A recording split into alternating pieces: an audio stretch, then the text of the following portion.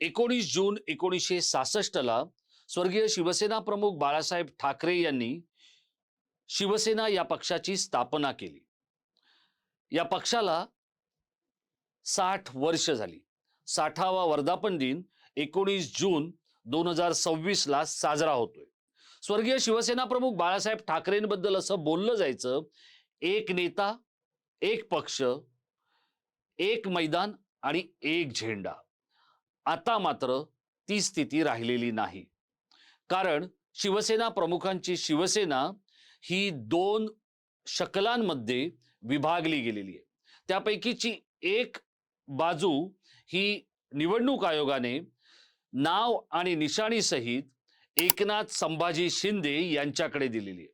ते सध्या राज्याचे उपमुख्यमंत्री आहेत आणि शिवसेना या पक्षाचे मुख्य नेते आहेत. तर दुसरी बाजू शिवसेना प्रमुखांचा मुलगा उद्धव बाळासाहेब ठाकरे याच्याकडे शिवसेना उद्धव बाळासाहेब ठाकरे गट या माध्यमातून देण्यात आलेली आहे. आता ज्या वेळेला राष्ट्रीय पातळीवर ठाकरे दिसत होते किंवा ठाकरे हा ब्रँड आपलं अस्तित्व सांगत होता, तिथपर्यंत गोष्ट ठीक होती.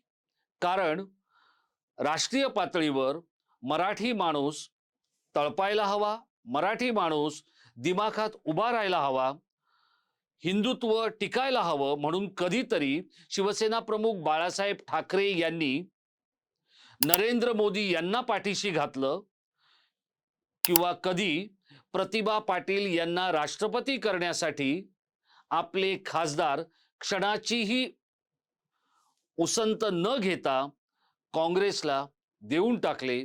याच बाळासाहेबांच्या म्हणजे ठाकरेंच्या शिवसेनेला पुन्हा एकदा फुटण्यापासून एक मराठी नेता वाचवत होता, प्रयत्नांची पराकाष्ठा करत होता. त्याच गोष्टीबद्दल मी आपल्याला आज 19 जूनच्या निमित्तानं सांगणार आहे. नमस्कार मित्रहो, मी राजेश कोचरेकर आणि आपण पाहताय आपलं आवडतं न्यूज पोर्टल टाइम महाराष्ट्र. मित्रहो, भारतीय जनता पक्ष हा राजकीय पक्ष महाराष्ट्रात माधव म्हणजे माळी, धनगर, वंजारी या सूत्रामुळे मोठा झाला.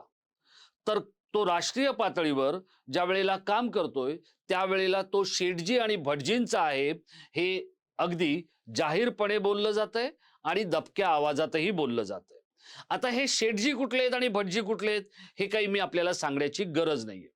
पण याच भाजपमधून काही मराठी चेहरे राष्ट्रीय पातळीवर स्वतःची छाप सोडू शकले आणि त्यापैकीचं एक नाव होतं जे लक्षणीयरित्या आपल्या सगळ्यांच्या स्मरणात असेल, ते म्हणजे स्वर्गीय प्रमोद महाजन यांचं. याचं कारण काय, तर प्रमोद महाजन यांनी अत्यंत कमी वयात आणि कमी काळात दिल्लीच्या दरबारात स्वतःचं मराठी पण जपत एक आपली वेगळी छाप सोडली होती. आणि त्यामुळे असं म्हटलं जात होतं की प्रमोद महाजन हे भावी पंतप्रधान आहेत किंवा ते भावी पंतप्रधान ठरू शकतात. आता अशीच गोष्ट आणखी काही नेत्यांबद्दल बोलली जाते. आता यातल्या काही चेहऱ्यांना नाईलाजाने किंवा महाराष्ट्र भाजपमधल्या लाथाळ्यांमुळे, गटातटामुळे राष्ट्रीय पातळीवर जावं लागलं. तर काही जणांना जे जावं लागणार आहे ते इथल्या संघटनात्मक व्यवस्थेमुळे आणि एकूणच दिल्लीच्या गरजेमुळे. आता ही सगळी गोष्ट होत असताना ठाकरेंचा पक्ष टिकावा किंवा ठाकरे हा ब्रँड राहावा, शिवसेना प्रमुखांची शिवसेना आणखी शकलांमध्ये जाऊन ती नामशेष होऊ नये असं या मराठी नेत्याला वाटत होतं. आणि त्यामुळे आता जी 6 खासदारांची फळी ठाकरेंना सोडून शिंदेंकडे गेली ती जाऊ नये यासाठी हा मराठी नेता प्रयत्न करत होता. कारण त्याला असं वाटत होतं ठाकरे टिकायला हवेत. याचं कारण असं आहे, शिवसेना प्रमुखांनी 60च्या दशकामध्ये म्हणजे 1966 ला शिवसेनेची स्थापना केली, तेव्हा 60चं दशक आणि 70चं दशक हे मुंबईतल्या भूमिपुत्रांवर, मुंबईतल्या मराठी माणसांवर आणि मराठी भाषेवर तेव्हा आक्रमण होतं हे दाक्षिणात्यांचं. आता 2026 मध्ये आपण आहोत. त्यावेळेला मराठीवर, मराठी माणसांवर आणि इथल्या मराठी अस्मितेवर कुणाचं आक्रमण होतंय हे मी आपल्याला सांगण्याची गरज नाही. आपल्याला त्याची उत्तम कल्पना आहे आणि त्यासाठी ज्या काही शक्ती प्रयत्न करतायत त्या शक्ती यशस्वी होऊ नयेत यासाठी सुद्धा राष्ट्रीय पातळीवरून भाजपचा हा मराठी नेता आपल्याला जमेल तितकं आणि जमेल तसं प्रयत्न करत होता. हा मराठी नेता गेल्या काही काळामध्ये प्रचंड शक्तिशाली झालेला आहे, ताकदवान झालेला आहे. प्रशासकीय ताकद ही राष्ट्रीय वकुबामुळे त्याच्याकडे आलेली आहे, त्याच्या बुद्धी कौशल्यामुळे आलेली आहे आणि त्याला वारंवार संपवण्यासाठी प्रयत्न करूनही त्याच्या पक्षातल्या विरोधकांना यश आलेलं नाही, हे सुद्धा नाकारून चालणार नाही. त्याचं मराठी असणं आणि त्याचं राष्ट्रीय पातळीवर तो कधीही छुपा रुस्तम ठरू शकणं हे अनेकांना भयभीत करणारं आहे. आता इथे मी आपल्याला एक उदाहरण देणार आहे, ते म्हणजे भाजपच्या राष्ट्रीय अध्यक्षांचं. नितीन नबीन हे ज्या वेळेला राष्ट्रीय अध्यक्ष झाले, जयप्रकाश नड्डा यांच्या नंतर त्यांनी कार्यभार स्वीकारला, तेव्हा कुणालाही असं वाटलं नव्हतं की नितीन नबीन नावाचा एक सुमार क्षमतेचा आणि अगदी कुठेतरी दूर कोपऱ्यात असलेला नेता भाजपचं राष्ट्रीय नेतृत्व करू शकेल. पण ते घडलं आणि बघता बघता नितीन नबीन हे भाजपच्या पहिल्या पंचकामध्ये येऊन बसले. आता अशाच पद्धतीत जर एखादा नेता तुम्हाला आणि आम्हाला लक्षात येत नसेल, त्याची चमक किंवा त्याचं राष्ट्रीय पातळीवरचं मराठी असणं आणि ते त्याचं अस्मितेला फुलवणं हे कधीही मराठी मुलखासाठी अभिमानास्पद ठरू शकेल. शिवसेना प्रमुख बाळासाहेब ठाकरे आणि शरद पवार हे दोन नेते असे आहेत की जे स्वतः ठाकरे हे मराठीबद्दल बोलायचे, मराठी पक्षाबद्दल बोलायचे, मराठी माणसांबद्दल बोलायचे.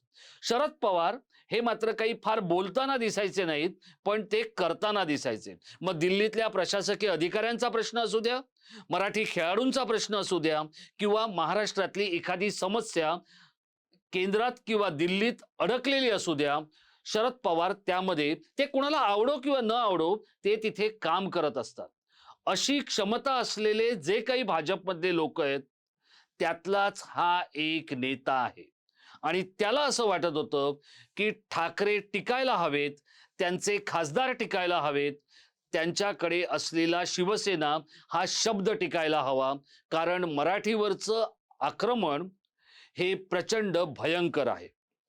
आणि आता जेव्हा शिवसेना प्रमुखांनी बनवलेल्या शिवसेना या पक्षाचा 60वा वर्धापन दिन जेव्हा साजरा होतोय, त्यावेळेला मराठी अस्मितेला आणि मराठी माणसाला सगळ्यात जास्त धोका आहे.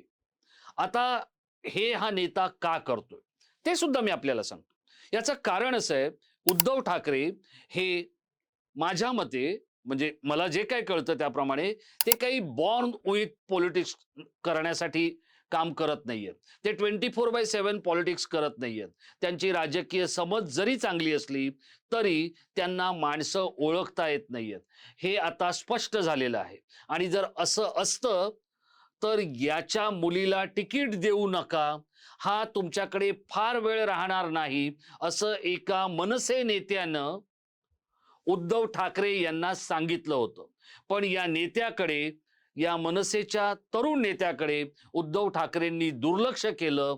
त्यांनी त्या खासदाराच्या मुलीला तिकीट दिलं आणि तो खासदार निघून गेला.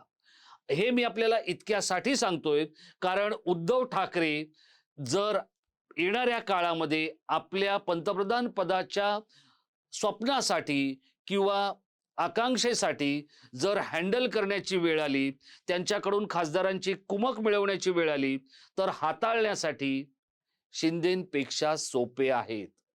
शिंदेंची ताकद वाढणं हे राष्ट्रीय पातळीवरची स्वप्न बघणाऱ्या मराठी नेत्याला, विशेषतः मराठी भाजपच्या नेत्याला अधिक अपायकारक आहे. याचं कारण असं आहे, शिंदे मराठा आहेत.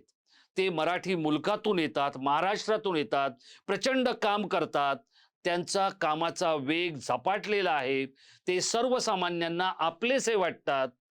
ही जी काही अडचण आहे ती राष्ट्रीय पातळीवर काम करणाऱ्या त्या मराठी नेत्याच्या नजरेतून सुटलेली नाही. आणि त्यामुळे जर उद्या मराठी पंतप्रधान होण्याची वेळ आली किंवा अन्य मुलखातून किंवा अन्य राज्यातून जर पंतप्रधान होण्याची वेळ आली, तर ठाकरेंची मदत सहजगत्या मिळू शकते. शिंदेंना डील करणं हे बीजगणिताचा पेपर सोडवण्या इतकं कठीण आहे, हे त्या राष्ट्रीय पातळीवरच्या आक्रमक, हुशार, संघटन कौशल्य असलेल्या मराठी भाजप नेत्याला नीट कळून चुकलेला आहे. आणि त्यामुळेच हा पक्ष किंवा ठाकरेंची सेना फुटण्यापासून, त्यांचे खासदार तिथून निघण्यापासून 2 वेळा या मराठी नेत्याने दिल्लीत आपलं वजन, आपली कार्यकक्षा, आपलं काम दाखवत हे सगळं टाळलेलं होतं.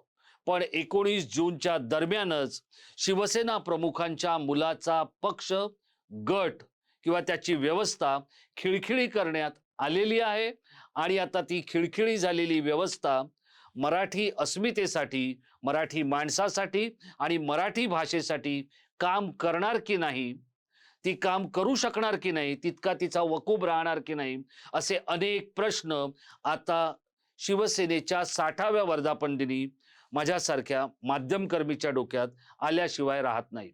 मित्रहो, भाजप हा मराठी माणसाचा द्वेष करत आपलं राजकारण करणार का? आणि जर मराठी पंतप्रधान झाला तर मराठी मुलखाचं, मराठी माणसाचं, मराठी अस्मितेचं खरंच कल्याण होणार आहे का? अशी शक्यता तुम्हाला वाटते का?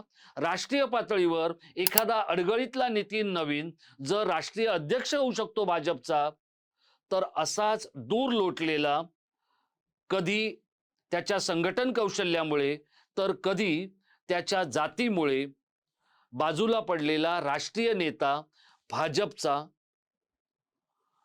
मराठी म्हणून पंतप्रधान होऊ शकतो का? असा नेता तुम्हाला कोण वाटतोय? तुम्ही मला आवर्जून कळवा. जो शारीरिकदृष्ट्या फिट आहे, बौद्धिकदृष्ट्या फिट आहे, त्याचा आवाका त्याने दिल्ली दरबारी जाणवून दिलेला आहे, ज्याला आपण प्रूव्ह करणं म्हणतो ते त्याने केलेलं आहे. आणि हा नेता छुपरुस्तम ठरू शकतो. याच्या छुपरुस्तम होण्यामुळे मराठी पंतप्रधान दिल्लीच्या तख्तावर नक्की बसू शकतो. पण आता हे सगळं किती आणि कशा प्रमाणात शक्य होणार आहे? कारण अस्मितेच्या आणि भाषेच्या गोष्टी करणाऱ्या ठाकरेंच्या गटाला भलं मोठं भगदाड 60व्या वर्धापन दिनाच्या अवघे काही तास आधी पडलेलं आहे. यातून स्वर्गीय शिवसेना प्रमुख बाळासाहेब ठाकरे यांचा मुलगा सावरणार का? मराठी माणसासाठी आपलं अख्खं आयुष्य वेचणाऱ्या आणि स्वर्गात कुठेही असलेल्या स्वर्गीय शिवसेना प्रमुख बाळासाहेब ठाकरे यांना हे सगळं पाहवणार आहे का? आपल्याला काय वाटतंय? आपण आवर्जून या व्हिडिओच्या खाली असलेल्या इनबॉक्समध्ये याबाबतच्या प्रतिक्रिया आम्हाला जरूर कळवा. आणि हो, मी वर्णन केलेला तो मराठी राष्ट्रीय पातळीवरचा नेता कोण आहे, आपण आम्हाला जरूर लिहून कळवा. आपण कळवलेल्या नावांवर माझा पुढचा व्हिडिओ येणार आहे आणि त्यावेळेला कदाचित आपल्याला हे लक्षात येऊ शकेल की ठाकरेंचा शिवसेना हा ब्रँड टिकवण्यासाठी किंवा स्वर्गीय शिवसेना प्रमुखांनी मराठी माणसासाठी मळलेली ही वाट टिकवण्यासाठी कोणता भाजपचा मराठी नेता राष्ट्रीय पातळीवर प्रयत्नांची पराकाष्ठा करत होता, पण तो अपयशी ठरलेला आहे. या सगळ्या गोष्टीबद्दल आपल्याला काय वाटतंय? आपण जरूर मला लिहून कळवा. आणि असेच काही महत्त्वाचे, थेट, अचूक, बोल्ड आणि बिनधास्त व्हिडिओ पाहण्यासाठी टाइम महाराष्ट्र बरोबर सतत जुळलेले राहा आणि जोडलेले राहा. धन्यवाद.